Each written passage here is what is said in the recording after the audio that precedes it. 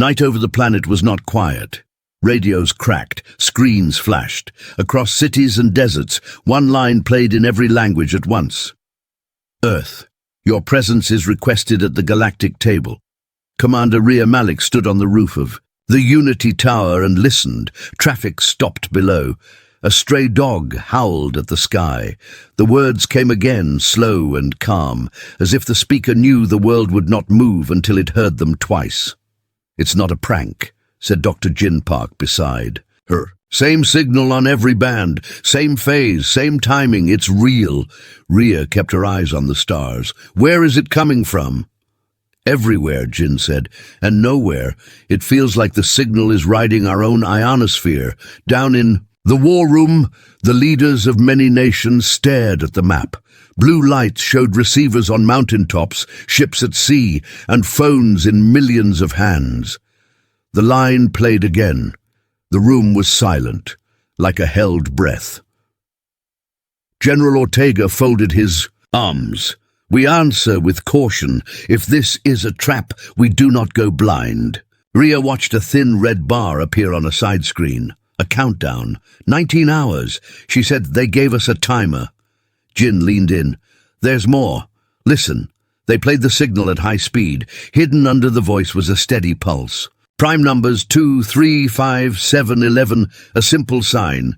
This was intelligence. "Who are they?" asked one ambassador. No one knew. The message came again, but with a change. 4 more words at the end. "Bring your best self." "What does that mean?" the ambassador asked. Rhea answered softly. "It means they expect more than one of us. It means they want unity." News spread. Some people cheered and waved flags, some prayed, some hid. In the bunker cafeteria, pilots and scientists stood in line, not hungry, just waiting for orders. Every TV showed the same sentence in white text on black. Jin met Rhea with a tablet. "Look at this. The carrier frequency shifts by a hair every hour. I matched it to Jupiter's radio noise. The source is near Jupiter." "A trap behind the gas giant," Ortega said. "Lovely." Rhea kept her voice even. "Or a door." They ran a test. A deep space probe turned its eyes to the planet with the red storm. A ripple, like a ring of heat, appeared in the dark. It was not a planet or a moon. It was a circle. Perfect. Waiting. "Portal?" Jin asked. Ortega grunted. "Or a cannon." The countdown ticked down to 11 hours. Another change. A second message arrived, only to the Unity Tower array. It spoke in a familiar tone that made every hair on Rhea's arms rise. "Rhea Malik," the voice said. "Do not go alone. Bring shield ships. Trust 11-19-23. Rhea stared at Jin. Did it say my name? Jin's face had lost its color. "Yes." "Is this a hack?" Ortega demanded. Jin shook his head. "The message carries our quantum signature, the key we locked this morning. No one else has it." "How is that possible?" Rhea asked. Jin swallowed. "It came from 14 minutes into our future." Rhea walked to the glass wall and looked down at the river of city lights. A child on a bridge held a cardboard sign that read, "We are ready." She took a breath. "We need proof." They pointed. A small surveyor drone at the ring near Jupiter and fired its engine. On the big screen, the drone grew smaller, a silver dot in a sea of black. It sent back a tiny video stream. The ring filled the frame. Lines of light ran across it like veins. The drone passed the edge. For a single second, everyone saw the other side. A vast structure like a table the size of a moon hung in a calm, star-rich sky. Ships of many shapes drifted in lanes. Some were sharp like knives. Some were curved like shells. Lights glowed in patterns, like cities at night. Then the video cut to white and the drone was gone. Silence. Then a ripple of shock through the room. Ortega found his voice. "We cannot send civilians into that." Rhea's phone buzzed. It was a text from her sister. "Is it safe? Please be careful." Rhea typed back, "I will be smart. I promise." The countdown reached 7 hours. In the hangar, crews readied the first. Defensive ships. Shield plates slid into place. Engines hummed. The flag on each hull was not of one country. It was a new symbol, a circle made from many lines. Jin walked with Rhea between the ships. If 11-19-23 is a hint, it could be coordinates, codes, or timing, prime numbers again. Or a test of trust, Rhea said. They want to see if we hear them. A young pilot, Amaya, stepped forward with her, helmet under her arm. Commander, if we go together, right? Rhea nodded. We go as one. Outside, the world argued with itself. Go in peace, said one group. Go with strength, said another.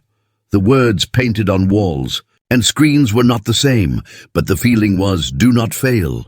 The countdown hit 3 hours. The first message shifted again. The last line changed. Bring your best self became, bring your best selves. It sounded like a smile and a warning at the same time. An old radio engineer came to the war room and cleared his throat. Ma'am, if you stack the 3 numbers as time marks on the waveform, you get a pattern. When we send our reply, we should repeat the pattern, then add one more prime. 29, it says, we understand and we can add. Jin blinked. That is simple and perfect. Rhea said, do it. They built the reply. It was calm, like the first voice, but human.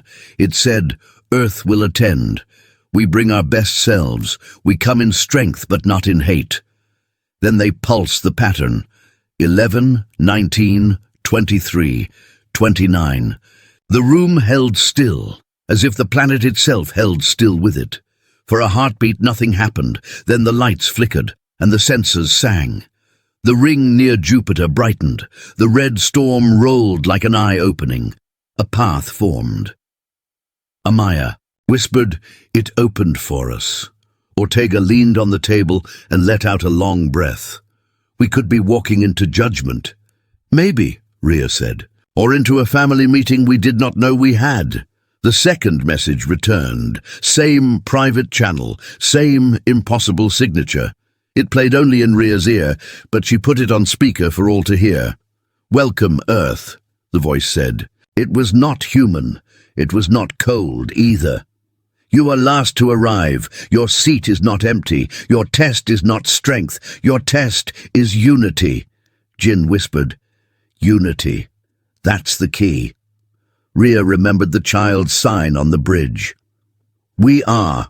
Ready? She looked at her team. She looked at the ships. She looked at the screen where the ring waited, steady and patient. We go, she said. Ortega nodded once. Take the shield ships. Keep weapons cold. If they fire first, you return fire. No heroes. Rhea smiled without humor. No heroes. Only us. The flight deck opened like a mouth. Air roared. Engines rose in a smooth wave. The first ship lifted, then the second, then the third. Lights traced their paths into the sky. People on rooftops pointed and cried. People in fields clasped their hands. In the control room, Jin counted down the seconds to the ring. 5, 4, 3, 2, 1. The ships entered the circle. 4. A breath. The screen showed only white again. Then image returned. The table of stars filled the view. Hundreds of vessels drifted in order, like guests waiting for a ceremony. A calm voice spoke across open space, in a tongue no human knew, and yet understood. Earth, it said, clear as water. Welcome to the table. Rhea let out the breath she had held since the night began. We are here, she answered, together. And, for the first time since the message arrived, the world felt a small, steady thing under the fear. It felt like a future.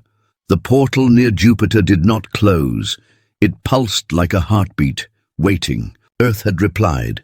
And now the galaxy waited for the answer. Inside the Unity Tower war room, voices rose and fell in heated debate. The long table was covered in maps, signals and projections. Every screen showed the same thing, the glowing ring beyond Jupiter, General Ortega slammed his hand against the table. "We cannot walk in blind. If this is a trap, we send our best ships into a death hole." Dr. Jin Park shook his head. "If we do nothing, we look weak. The signal asked us to attend the Galactic table. If we ignore it, we may never be invited. Again, or worse, we could be attacked." Rhea Malik stood between them, her arms crossed. Her voice was calm, but her eyes were sharp. "The question is not if we go. The question is how we go." An ambassador from Europe leaned forward. "We go in peace. Send scientists, diplomats, artists, show them our culture." "No," Ortega growled. "Peace without strength is suicide. We must show them we are not prey. If they see us weak, they will crush us." The room divided instantly. Some shouted, "For peace." Others demanded war. The sound was like a storm rolling through the chamber. Rhea raised her hand, and silence slowly returned. "We forget one thing," she said. The message changed. First it said, "Bring your best self." Then it said, "Bring your best selves." That means they want more than a show of power or peace. They want to see who we are together. Jin nodded quickly. "Unity. They're testing if we can stand as one people, not divided nations." But Ortega leaned in with a hard glare. "Unity does not mean surrender. If we go, we bring an armada. We go strong, or we do not go at all." Rhea looked at him. "Strong, yes, but not only in weapons, strong in mind, strong in unity." The debate continued for hours. Outside, crowds filled the streets. In cities around the world, people carried signs. Some read, "Go in peace." Others read, "Take the fleet." The planet itself was split in half. In the bunker cafeteria, young pilot Amaya sat with her helmet on the table. She whispered to her friend, "If they send only soldiers, we'll look like invaders. If they send only diplomats, we'll look weak. But if they send both, maybe we survive," her friend muttered, "or maybe we die twice as fast." News channels played interviews with ordinary people. A farmer said, "Take bread, not guns." A soldier said, "Take both." A child asked, "Will they be friendly aliens or monsters?"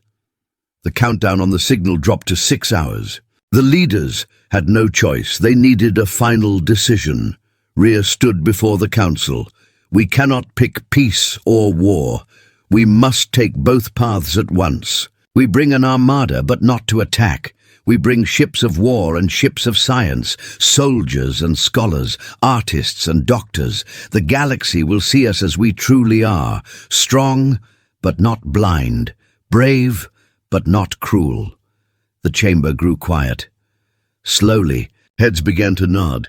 Even Ortega gave a small grunt of approval. "So be it. But if a single alien ship fires on us, we unleash everything we have." "Agreed," Rhea said.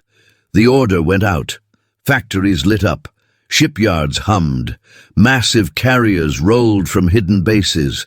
At the same time, halls of art and science filled, with volunteers, painters, poets, biologists, mathematicians. Doctors packed medical kits. Priests packed books of faith. For the first time in history, Earth was sending not just a fleet, but a civilization. In the dark of the hangar, Amaya touched the side of her ship. "We're not just fighting for Earth," she whispered. "We're showing them who we are." Jin appeared beside her, carrying a case of instruments, and who we might become. But beneath the unity was fear. Whispers spread. What if this was all a trick? What if Earth's strongest ships disappeared, never to return? In a secret meeting, Ortega spoke quietly to his top officers. "If they betray us, we strike back with everything left on Earth. Nuclear, orbital, all of it. We cannot be their cattle." Meanwhile, in another room, scientists whispered about a different fear. What if the Armada isn't enough? What if their technology is thousands of years ahead? Even our best may look like toys. The clock struck 3 hours. Rhea addressed the assembled crews, her voice echoing through the hangar. We go to the galactic table as one world. Some of you will carry weapons, some of you will carry words, but all of you will carry Earth. Whatever waits on the other side, we will meet it together. A cheer rose, strong and uncertain at the same time. On screens across the world, people watched the first ships rise into the sky. A mother held her child and whispered, "Look, they're going to the stars." The child asked, "Will they come back?" The mother had no answer. Jin sat at the control deck and watched the signals stream across his monitor. Something caught his eye. "Wait," he muttered. "The portal is not just waiting, it's watching." "What do you mean?" Rhea asked. "The signal shifts each time we launch a ship," Jin explained. "It's counting. Every vessel that leaves Earth. Something out there is tracking it. Someone is making a list." A chill swept the room. "Then they know," Ortega said. "They know we bring an armada." Rhea whispered, "And they will judge us for it." The portal pulsed brighter, like a giant eye opening wider. It was no longer a simple door. It felt alive. The countdown reached 1 hour. The decision was made. Earth would go. Not as soldiers, not as saints, but as both. The final message came through, only minutes before launch. It was short, but it froze the room. "Earth," the voice said, calm and strange. "We see your choice. Come with courage. Come with unity. But know this, once you sit at the table, you can never leave." Jin swallowed. Did they just threaten us? Rhea looked at the ships glowing on the runway, their engines humming like thunder. "No," she said softly. "They just told us the price." The Armada lifted, engines cutting through clouds, a chain of fire reaching for the stars. The portal near Jupiter swelled, bright as a second sun. The world watched, breathless, as its future crossed into the unknown. And deep inside, everyone knew the decision had been made. There was no turning back. The Armada rose from Earth like a trail of fireflies leaving a dark forest. Engines glowed blue as hundreds of ships climbed through the night sky. Cities below went silent. Millions of eyes looked upward, holding fear and hope at the same time. Commander Rhea Malik stood on the bridge of the flagship Eclipse. Around her, the crew moved with quiet urgency. Monitors displayed the fleet's formation, shield ships in the front, carriers in the middle, science and cultural vessels protected in the core. The portal near Jupiter pulsed like a giant eye, waiting. Dr. Jin Park sat at his console, headphones pressed against his ears. "The signal hasn't changed.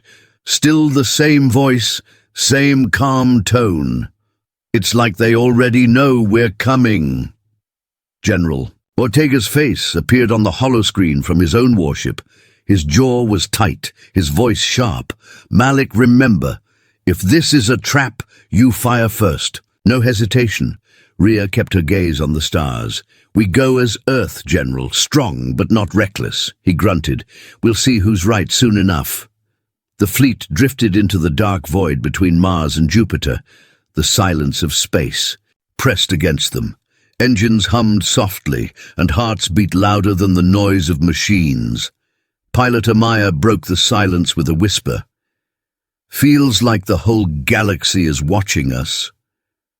"Maybe it is," Rhea answered. As they neared Jupiter, the portal grew massive on the screen. It was not a flat circle. It was alive with patterns of light, shifting like veins of liquid fire. Each pulse seemed to match the rhythm of their ship's engines. Jin frowned. "It's responding to us." The crew leaned closer. The portal rippled, then twisted. For a heartbeat, shapes appeared within the glow. Shadows of ships, alien, forms too strange to name. Then they vanished again. "Did you see that?" Amaya asked, her voice sharp. "I saw it," Rhea said quietly. "They're waiting." The fleet slowed, forming a line before the portal. On every screen across the A world, people watched the same image. Earth's Armada standing before the unknown. Ortega's voice came again. Malik, this is the point of no return. Either we go in or we turn back and admit defeat. Rhea exhaled. Fleet, prepare for entry. One by one, ships acknowledged. Lights flickered, shields activated, weapons armed but held cold. Jin leaned toward her. Commander, what if the message was never meant for peace? What if this whole thing is just bait? Rhea gave him a steady look. Then we find out together. The eclipse led the fleet forward. The portal swallowed them in silence. Inside, the universe bent. Stars stretched like threads of glass. Gravity twisted. Ships shook as if dragged by unseen hands. Some cried out as alarms rang. Stabilize thrusters, Rhea ordered. Amaya gripped her controls. Engines fighting me. Something's pulling us sideways. Jin's fingers flew across his console. Magnetic tunnels. We're in some kind of artificial corridor. The fleet streamed through glowing tunnels of energy. Strange arcs of lightning flashed across their hulls, painting them with ghostly light. One ship, a small scout, drifted too close to the tunnel wall. In a blink, it was gone. Only static remained. Ship 17 lost, Ortega's voice growled. This path is killing us. Stay the course, Rhea snapped. Keep the formation tight. No one strays. Minutes stretched like hours. The tunnels twisted again, throwing ships into violent rolls. Screams echoed through comms, but discipline held. The Armada pressed on. Then light exploded. The fleet burst out of the tunnel into open space. Gasps filled the eclipse. Before them stretched the galactic table. It was a colossal platform, bigger than Earth's moon, suspended in a quiet sea of stars. It glowed with cities and structures, carved into impossible shapes. Around it drifted ships, thousands, maybe millions, each different, each alien. Some were sharp and jagged, others curved like shells, others vast as floating continents. The crew fell silent, overwhelmed. By God, Amaya whispered. It's real. Ortega's voice was low, almost reverent. We are ants among giants. Then a sound filled the comms. Not static, not warning sirens, but a voice. Calm, deep and resonant. Earth, it said. You have crossed the gate. You now stand among the gathered. Jin's hands trembled over his console. They're speaking in our language. Rhea lifted her chin. This is Commander Malik of Earth. We come as one people, united. We bring knowledge, strength, and peace. The voice replied, You come armed. You come cautious. That is expected. Your test begins now. A ripple moved across the alien fleet. Lights shifted and corridors of ships opened, forming a path toward the colossal table. Rhea narrowed her eyes. They want us to follow, Ortega barked, or they want to lead us into a trap. Still, the Armada moved forward. Suspense hung thick in every cabin. As they passed, alien ships scanned them with beams of light. One vessel, shaped like a crystal, hummed with strange energy. Another, shaped like a living creature, let out a low, haunting sound. Amaya muttered, They're studying us. Let them, Rhea said. We'll study them too. The fleet reached the edge of the great platform. It was not flat, but alive with towers, glowing rivers, and floating structures. In the center stood a round chamber large enough to hold mountains. Is that the table? Jin whispered, as if answering the voice came again. Approach. Your seat waits, but prove you are worthy, or the seat will vanish. The eclipse hovered. At the entrance, the Armada circled behind, weapons ready but silent. Ortega's voice was harsh. We walked right into their jaws. Rhea's eyes were fixed on the chamber. No, we walked into their court. The platform beneath them lit with symbols, circles and patterns. Each symbol represented a different race, glowing with unique colors. One space at the edge remained dark and empty. Commander, Jin said, softly. That space, it's for us. The voice confirmed it. The last seat belongs to Earth, but only if Earth proves it deserves to stay. The crew exchanged tense looks. A trial had been waiting for them all along. Amaya whispered, "What if we fail?" Ria's voice was steady. "Then we don't fail." The Armada braced itself, every ship glowing against the impossible city of stars. The galaxy had opened its doors, but it would not welcome them without a fight. And so, Earth's journey had only just begun. The Armada hovered at the edge of the colossal chamber, its ships shining like sparks against the vast platform of the galactic table. Engines hummed, shields glowed, and inside every vessel, hearts pounded. No one had ever seen such a sight. Thousands of alien fleets circling the table like stars in orbit. Each ship bore its own colors, its own strange design. Some looked like insects, others like flowing rivers of light, and a few seemed alive, pulsing as if they breathed. On the bridge of the eclipse, Commander Rhea Malik stood tall, her eyes locked on the glowing chamber. The voice that had guided them before returned, smooth and calm. "Earth," it said, echoing across every ship at once. "You have arrived, now speak. Show us who you are." The crew looked to Rhea. Even General Ortega's voice over the comms carried unease. "Careful, Malik. One wrong word, and they'll judge us enemies." Dr. Jin Park leaned close. "If this is first contact, we must balance strength and peace. Too much of either could kill us." Rhea nodded and took a slow breath. She spoke with a steady voice. "This is Commander Malik of Earth. We come not as rulers, not as beggars, but as one people united. We bring peace, but we are ready to defend ourselves." Silence followed, heavy and endless. Then a ripple spread through the chamber. Dozens of voices answered at once, different tones, different languages, until the air seemed to quake. They spoke as a chorus, impossible yet clear. "Earth comes with warships. Earth comes with words. Both are expected. But what are you, truly?" The chamber floor shifted. Symbols of alien civilizations glowed in circles, each representing a seat at the table. The one meant for Earth remained dark. A tall figure stepped into the light. It was not human, yet its form was strangely familiar. 2 arms, 2 legs, though its skin shimmered like metal, and its eyes burned with golden fire. Its voice was deep, and though its mouth never moved, the sound reached every mind. "I am called Korith, speaker for the table. Tell us, Earth, why should you sit among us?" The tension in the eclipse was thick. Ortega's voice cut in, sharp. "Enough games. Prove we belong, Malik. Show them our ships, our firepower." But Jin whispered urgently, "No. If we show only weapons, they'll see us as a threat. Speak with care."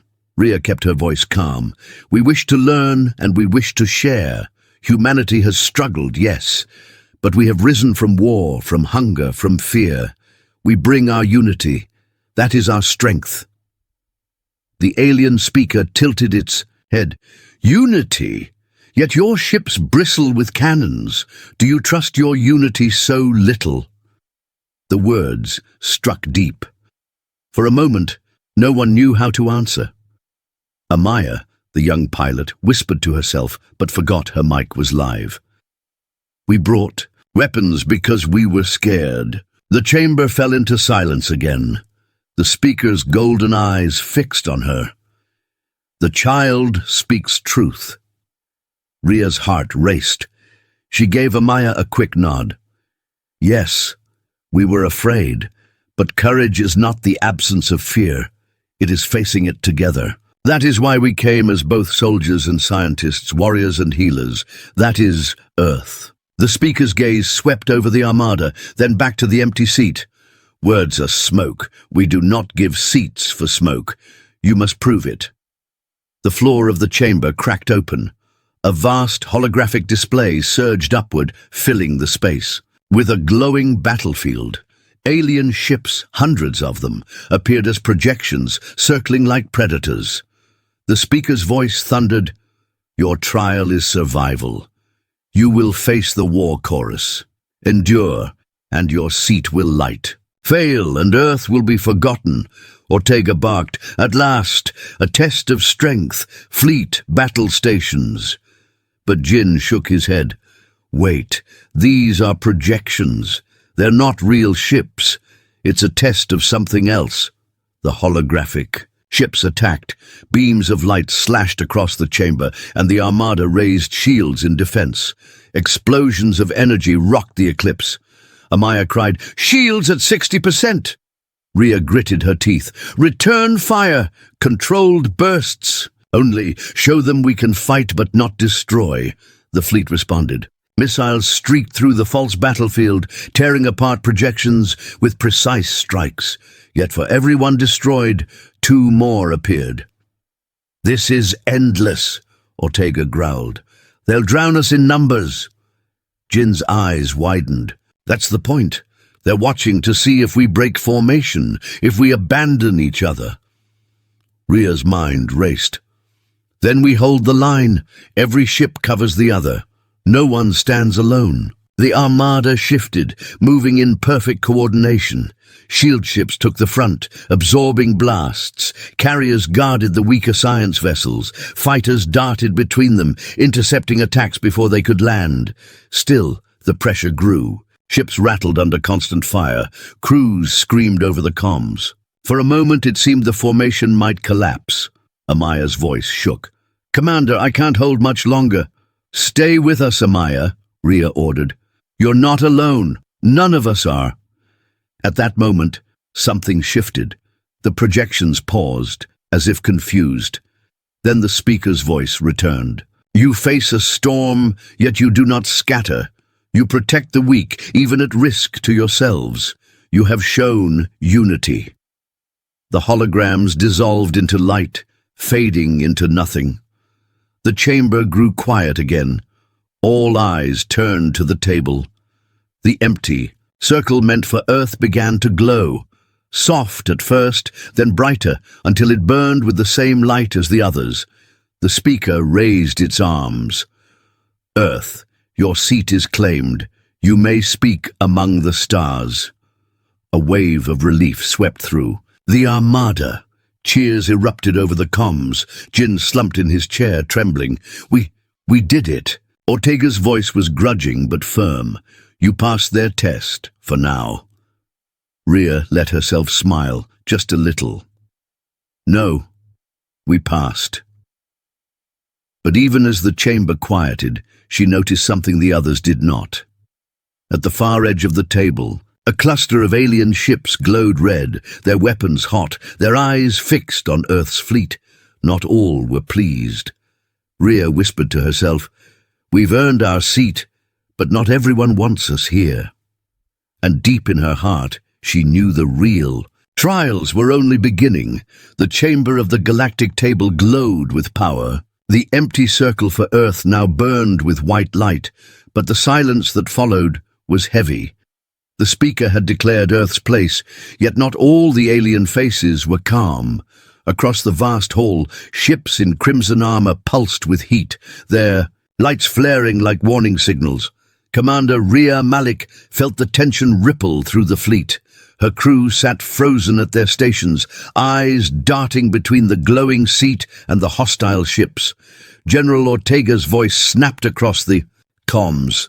"You see that? Not everyone is clapping. Some of them want us dead." Dr. Jin Park leaned forward, his brow furrowed. "They won't let this end here. They'll test us again, harder this time." The speaker raised his shimmering hands, his golden eyes scanning the chamber. "Earth has shown unity, but unity alone is not enough. To hold a seat at this table, a civilization must prove its strength." Rhea stiffened. "Here it comes," the speaker's voice deepened. "A challenge has been given. Earth will face the Crimson Dominion." The alien ships in red broke formation, sliding forward like predators circling prey. Their hulls glowed with molten veins, and their weapons bristled with strange, crackling energy. A voice erupted from their leader, harsh and sharp. "Humans are weak. They come with borrowed courage. We will crush them before they stain this table with their presence. Ortega grinned like a wolf. Finally, a real fight. But Jin whispered, if this is a duel, we may not survive. Their technology is centuries ahead of ours. The speaker pointed toward a vast arena platform that floated away from the chamber. Choose your champion fleet. Enter the trial. Endure or be erased. Rhea's heart pounded. She opened a channel to all Earthships. This is not about destroying them. It's about proving we belong. We fight smart, not reckless. Amaya's voice crackled, shaky but brave. Commander, if they want to fight, then we'll show them how humans fight together. The Armada moved as one, engines roaring as they glided onto the platform. The Crimson Dominion's fleet spread out opposite them, larger ships dwarfing Earth's carriers. The arena walls glowed, sealing them in. There would be no escape. The battle began with a sudden blast of energy from the Dominion. Bolts of plasma ripped across the field, slamming into Earth's shields. The eclipse shook violently, alarms blaring. Shields at 80%, shouted Amaya. Hold formation, Rhea ordered. Shield ships front. Fighters, screen the science vessels. Earth's fleet responded like a single body. Fighters darted in tight patterns, intercepting missiles before they reached the core. Carriers launched drones that flared with bursts of light, creating false targets. Ortega's warship roared forward, cannons firing. Explosions blossomed against Dominion shields, but the alien ships barely staggered. They're too strong, one pilot cried. Jin's eyes raced over his console. Their shields regenerate faster than our weapons can damage them. We need a weakness. Rhea narrowed her eyes. Find it. Stall them until then. The Dominion pressed harder. One of Earth's scout ships was caught in a crossfire and exploded into fragments. The crew gasped as the screams of its pilots cut off. Amaya's voice cracked. We can't keep trading blows like this. Jin suddenly pointed at the screen. Wait, look at the energy cycles. Every 30 seconds, their shield dips for half a breath before it resets. That's our opening. Rhea seized the chance. All ships, prepare for synchronized strike. On my command, fire everything at once when the shields flicker. The countdown ticked in her head. 29, 30. Now! The Armada unleashed a storm. Cannons, missiles, drones, and beams converged on a single Dominion cruiser. Its shield flickered, then shattered. The ship erupted in a violent explosion, breaking apart into glowing shards. Cheers erupted through the comms. We got one! But the Dominion did not flinch. Instead, their leader roared in fury, and the remaining ships charged with renewed rage. Their weapons blazed like suns. Explosions rattled Earth's fleet. A carrier spun out of control, its engines destroyed. Another shield ship cracked open, venting fire. The Armada buckled under the storm. Commander, we're losing ships fast, Jin cried. Rhea's hands tightened on the console. No, not yet. She opened the comm to all crews. Listen to me. This is not just about weapons. This is about showing them we stand together. Every ship protect the other. If one falls, we cover them. No one fights alone. Her words spread like fire. Pilots steadied. Crews fought with renewed focus. Fighters wove tighter screens. Damaged ships were shielded by others until they could recover. Even Ortega, grim and scarred, aligned his warship to cover the wounded. The Dominion attacked again, but their fury met a wall of human unity.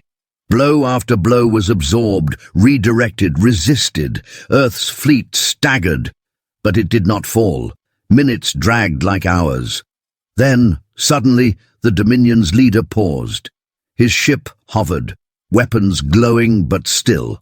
The voice of the speaker cut across the arena. Enough. The Dominion fleet froze. The glowing walls dissolved. Silence fell again. The speaker raised his hands. Earth has faced the storm and did not scatter. You showed strength, not only in fire, but in loyalty. This is the proof required. The Dominion leader snarled but said nothing. His fleet drifted. Back, their lights dimming. On the Eclipse, cheers broke out. Crews embraced. Tears ran down Amaya's cheeks. We survived. Ortega's voice came over the channel, steady now. I'll admit it. You were right, Malik. It wasn't just strength, it was unity. Rhea allowed herself a small, tired smile. It was both. The speaker's golden eyes glowed brighter. Earth has earned respect, but know this, the galaxy does not forget. Enemies you made today will watch you tomorrow. The Armada drifted back toward the glowing chamber. The seat for Earth shone brighter than ever, but shadows lingered at the far edges, where the Dominion's red ships gathered. Rhea stood silently, feeling both triumph and dread. Humanity had proven itself, but the real war might only just be beginning. The Armada returned from the trial arena scarred but unbroken, hulls burned, shields cracked, and crews exhausted. Yet the fleet still held its formation. Across the chamber of the Galactic table, alien ships watched in silence. The seat meant for Earth glowed brighter than ever, its light spreading across the vast hall like a living flame. On the bridge of the Eclipse, Commander Rhea Malik stood at the front window, her reflection faint against the endless stars. The crew cheered behind her, but her face stayed calm, her thoughts heavy. They had survived the Dominion's fury, but survival did not mean safety. Dr. Jin Park broke the silence first. Commander, we did it. We proved ourselves. Earth has a seat. Now, General Ortega's voice came over the comms, steady but grim. Seats can be taken away. Don't celebrate too early. Rhea nodded. He's right. We've won today, but not everyone in this chamber is glad to see us here. Her eyes drifted to the far edge of the table. The Crimson Dominion's ships glowed faintly red, weapons still hot, their crews staring like wolves denied their prey. The speaker of the table rose again, golden eyes shining. Earth has earned its place. From this moment forward, your voice will be heard among the stars. Welcome. A chorus of voices echoed, some welcoming, some quiet, some full of disdain. For the first time in history, humanity was no longer alone. But peace did not last long. A sudden ripple cut through the chamber. Lights flickered. The floor trembled. Alien fleets shifted uneasily. The speaker's gaze hardened. This is not us. The portal they had come through flared open again, brighter and wider than before. But instead of calm, ordered light, it boiled with chaotic energy. Dark shapes slipped out, ships unlike any others in the chamber. Their hulls were jagged, black as stone, their engines burning with sickly green fire. Jin's breath caught. Are those part of the Dominion? No, Rhea whispered. Something worse. The alien speaker raised his voice. The Voidborn. Gasps rippled across the table. Some alien fleets retreated instantly, vanishing into cloaked space. Others activated weapons. The Dominion growled but stayed still, watching with sharp hunger. Rhea frowned. Who are the Voidborn? Ortega's voice was grim. Whoever they are, they don't look friendly. The speaker's words echoed through every ship. The Voidborn are outcasts. They were once part of this table, but chose destruction over unity. They do not build, they devour, and now they return. The Voidborn ships spread like a plague, their weapons already aimed at the table. The first shot tore through the chamber, striking a crystalline alien vessel. It shattered instantly, fragments drifting into the void. Screams filled the comms. Shields up, Rhea commanded. All ships, defend the table. Ortega barked across the channel. Finally, an enemy we don't have to argue about. Open fire. The Armada roared to life again, joining dozens of alien fleets. Beams of light and missiles streaked across the void, colliding with the Voidborn ships, but their hulls absorbed much of the damage, black armor bending but not breaking. Amaya's voice shook.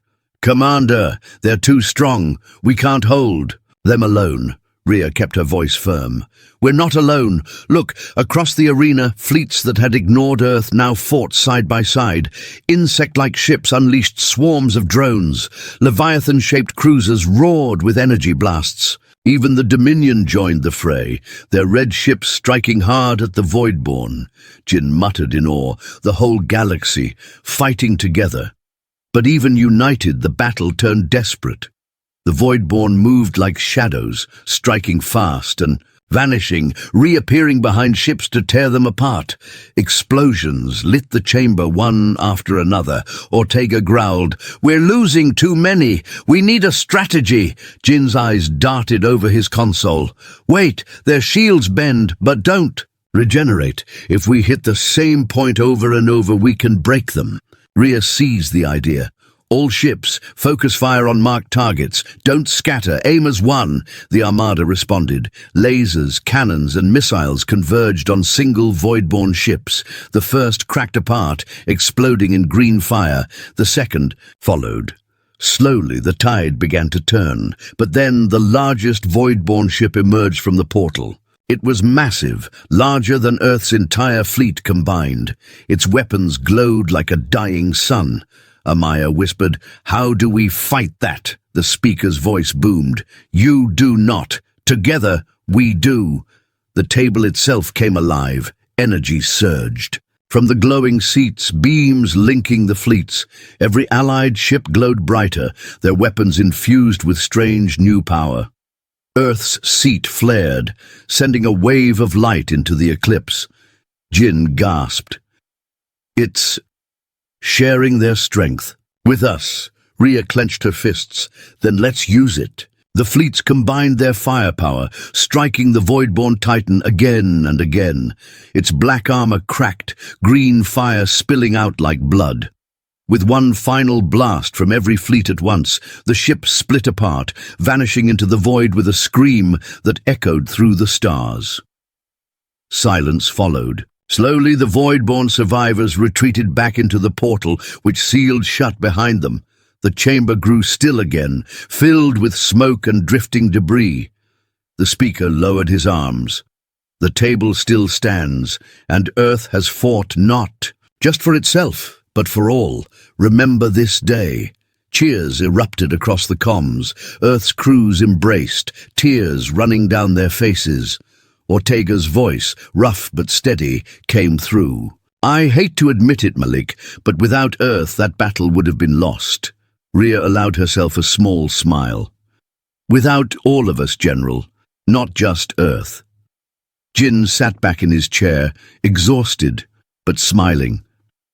"We wanted a seat. Now we've got one, and a war." The speaker's golden eyes locked on Rhea through the vision screen. "Earth is no longer silent in the stars. But know this, your enemies will grow. Some will fear you, some will hate you, some will want to use you. This was only the beginning." Rhea stood straighter, her voice strong. "Then we'll be ready, whatever comes." The chamber lights dimmed, the fleets began to withdraw, and the table returned to quiet. But every crew member knew the truth. Earth had stepped onto a stage it could never leave. As the eclipse turned toward home, Amaya whispered from her seat, "Commander, do you think the galaxy will ever accept us fully?" Rhea looked out at the endless stars. "Acceptance doesn't matter. What matters is that they'll never ignore us again." And with that, Earth's Armada sailed forward, carrying humanity's, her seat at the table of the stars, and the heavy weight of everything still to come.